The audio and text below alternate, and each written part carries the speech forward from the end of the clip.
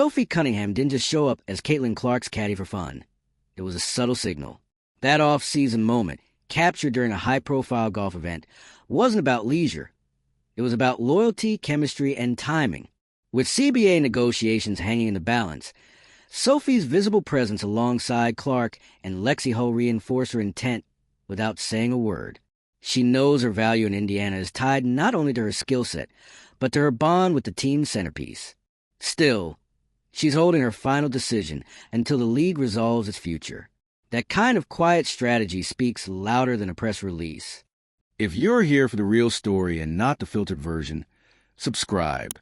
And if you're sticking around for the next meltdown, you better definitely subscribe. The Indiana Fever's front office sees this clearly. Cunningham is irreplaceable. She offers more than versatile play. She brings identity, leadership, and synergy with Clark that most rosters can't manufacture.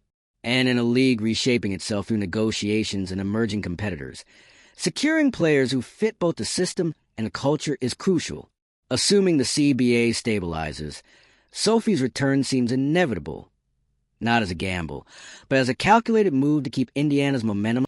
Let's get into it, because what started as off-season suspense just turned into a full-circle moment for Indiana Fever fans. After weeks of speculation, uncertainty, and nail-biting silence around the CBA negotiations, we finally have clarity. Sophie Cunningham and Lexie Hull have both announced their intent to return to the Fever next season. And while that decision was always tied closely to the ongoing labor talks behind the scenes, the players made it clear they're ready to run it back if the league holds up its end.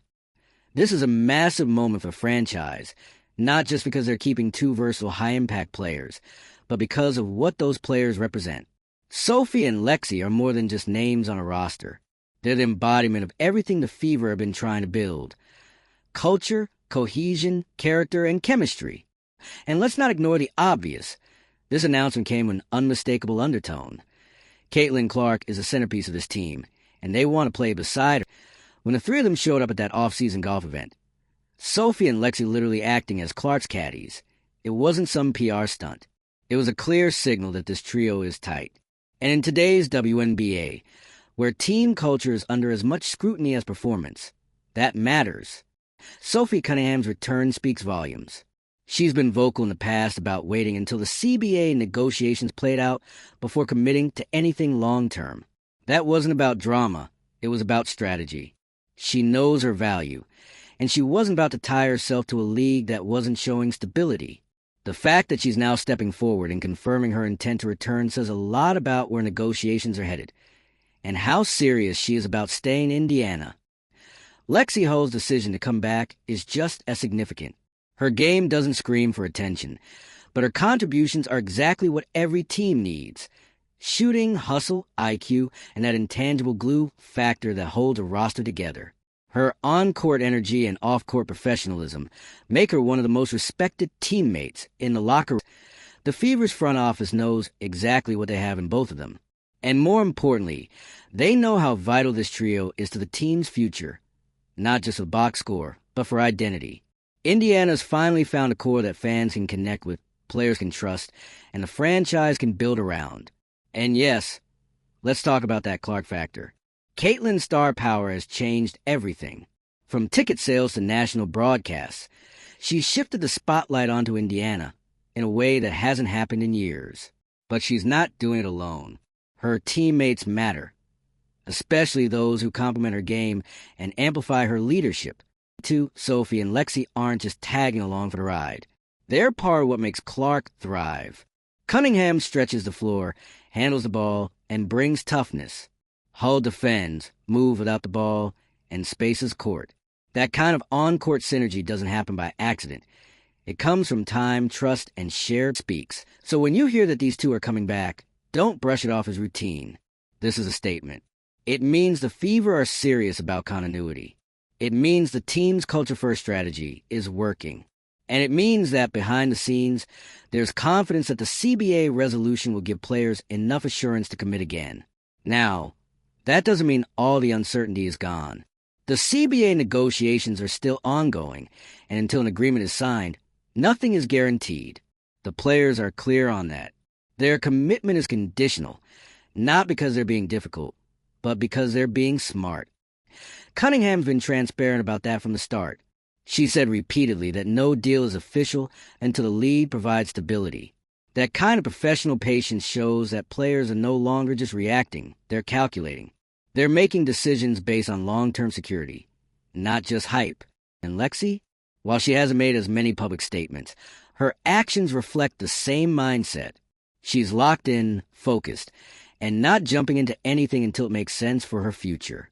That kind of restraint speaks volumes in an off-season filled with noise. Project Be President. Photos. The CBA is still the biggest variable. Players across the league are watching every detail, because this next agreement isn't just about salaries. It's about infrastructure, travel, resources, benefits, schedule changes. All of it matters. And it impacts whether teams can hold on to their core players or lose them to new competitors. Because yes, Project B and Unrivaled are still in the picture. These leagues are promising better money and more freedom, and that's a tempting alternative for players tired of waiting for change in the WNBA. But Sophie and Lexie choosing to stay, at least verbally for now, sends a signal that there's still belief in what the league is building, if it can meet players halfway. The Fever played this well. They prioritize character, chemistry, and team-first mentality in their roster decisions. That's a direct pivot from past years, where the team's identity felt scattered and short-sighted. Now, they're doubling down on cohesion, and it's paying off. This golf event with Clark wasn't some minor off-season distraction. It was branding, not in a fake, social media influencer kind of way. It was real. It was connection. It was a preview of the kind of camaraderie that fans love, coaches need, and front offices dream about. That kind of unity doesn't just keep fans engaged, it keeps teams winning. And Indiana knows that. They're not just holding on to players. They're holding on to culture. And in a league where free agency moves fast and loyalty can be fleeting, that matters more than ever. If the CBA drops in a way that supports players fully, the Fever will walk into next season with one of the strongest team identities in the league. Not just because they have Caitlin Clark, but because they've created a space where players want to stay, where they feel valued, where they know they belong. And that's the big takeaway here. Sophie Cunningham and Lexie Hull aren't just coming back for the sake of it. They're coming back because the Fever have become a place worth returning to. Now it's on the league to finish the... If the agreement lands in the right place, expect these three, Cunningham, Hull, and Clark, to take the court next season with more fire than ever. They've already got the trust. The roles are clear. The connection is real. But if the deal doesn't come through, the whole thing could crack again. Because the players have made it clear they're in, but only if the system is two. What happens next is bigger than one team. It's about how the WNBA treats its talent, whether it listens, whether it evolves. Fans are watching. Players are waiting. The Fever have their core, but they need the league to back it up. Let us know what you think in the comments. Are the Fever making the right moves by betting on chemistry? Will the league lock in the right CBA to keep players like Sophie and Lexie? Hit that like button if you're glad to see this trio sticking together. Share it with your fellow fans who've been following the off-season saga. And subscribe if you want more deep dives into the wild, the dramatic, and the game-changing stories unfolding across sports. Because this story, it's only just getting started. Let's keep this rolling. Because even with the announcement that Sophie Cunningham and Lexie Hull plan to return to the Indiana Fever next season, nothing in the WNBA right now is simple. It speaks sure. The headlines make it sound like the decision is done. Like everything's locked in, contract are ready, and Indiana's core is secure. But here's the real story. Cunningham and Hull's commitment is loud, clear, and meaningful, but it's still not final. Not until the collective bargaining agreement is resolved. And that's the key part a lot of people are missing. This return is conditional, not in an overly dramatic way, but in a realistic, professional, calculated way. Both players have made it clear they want to stay. They want to play with Caitlin Clark. They want to run it back with the Fever. But they're not just playing for vibes. They're playing for stability, sustainability, and the respect that comes with a league that takes care of its talent. So yes, their intent to return is huge. But it's also a message. We're here. Now it's your move. This entire situation speaks volumes about how far the WNBA has come and how much further it still needs to go. Because what we're watching right now isn't just off-season team building. It's the result of years of players asking for more, waiting for progress, and finally putting their foot down. Cunningham and Hull's return isn't a sign of blind loyalty. It's a measured show of faith. Faith that the league is actually on the edge of change. Faith that the CBA will finally address the long-standing issues players have been raising for years. Uneven pay, charter flights, off-season scheduling conflicts, player marketing, and benefits that align with their workload and star power. It's not just about the money. It's about professional. Let's be honest. The fact that a golf event turned into a cultural flashpoint says everything about how high the stakes are right now. When Sophie and Lexie served as Caitlin Clark's caddies, it wasn't just a cute moment for social media. It was a scene. 3 teammates, one a megastar, 2 invaluable role players, demonstrating something that can't be faked: connection. That's what the Fever are building. A connected, committed group that actually wants to be there. That's rare. And if you follow this franchise over the last few years, you know how unstable it's been. Constant roster churn, mismatched coaching decisions, and a front office that couldn't land on a clear identity. Now, they've got it, and it's built around trust, around character, around teammates who support each other publicly and privately. The front office finally understands that it's not just about acquiring stars. It's about retaining people who fit. And in Sophie and Lexie, they've got exactly that. 2 players who know their roles, don't chase headlines, and make their superstar look even better. Sophie brings experience, floor spacing, toughness, and confidence. She's the kind of player who can hit big shots and bring swagger without disrupting team chemistry. She's assertive without being overwhelming. She plays hard, speaks honestly, and holds teammates accountable in a way that makes her an emotional. Lexie, meanwhile, is a silent killer. She's that steady, do-everything wing who rarely gets flashy headlines but always shows up in the box score. Rebounds, hustle plays, three-point shots when you need them. She delivers, and what she may lack in loudness, she makes up for in absolute dependability. That kind of balance is everything for a team like Indiana, especially with someone like Caitlin Clark in the spotlight. Clark's game is high risk, high reward. She's electric. She's bold. She's going to take 30-foot threes and throw full-court passes. But for that to work long-term, you need teammates who stabilize, players who can adjust, cover gaps, and adapt on. Sophie and Lexie are those players. They make Clark's job easier. And in return, Clark brings a kind of attention and energy that elevates everyone around her. It's mutual. It's symbiotic. And it's exactly the type of relationship front offices should be protecting at all costs. So when they say they're planning to return, fans should be excited. This is a best-case scenario, at least on the surface. The Fever are finally looking like a franchise with a future. And keeping these 3 together is the smartest move they've made since drafting Clark in the first speaks. But again, it all comes back to the CBA. Until the new agreement is signed, every single team in the league is in a holding pattern. No one wants to say the quiet part out loud. But here it is. If the league drops the ball with these negotiations, all of this momentum, it could vanish. Because even with all the progress, bigger crowds, better TV deals, more buzz, there's still that lingering issue of league infrastructure. The kind of stuff that doesn't show up in highlight reels, but does determine whether players stick around. President. Photos. If the CBA fails to deliver real change, it's not just about losing Sophie Cunningham or Lexie Hull. It's about risking a domino effect. And it wouldn't take much for other players to follow if the math stops making sense. Let's not forget there are other options on the table now. Project B and Unrivaled aren't just rumors. They're actively building. They're promising better pay, more flexibility, and player-first environments. For athletes who have been waiting years for better treatment in the WNBA, that's a tempting offer. And while players like Clark might have the security of endorsement deals and off-court income, not everyone does. For most players, their livelihood is the league. And that makes CBA negotiations not just important, but critical. The Fever are betting on the fact that this time, the league will get it right. And for now, that bet seems to be paying off. Cunningham and Hull returning means Indiana can carry real momentum into the next season.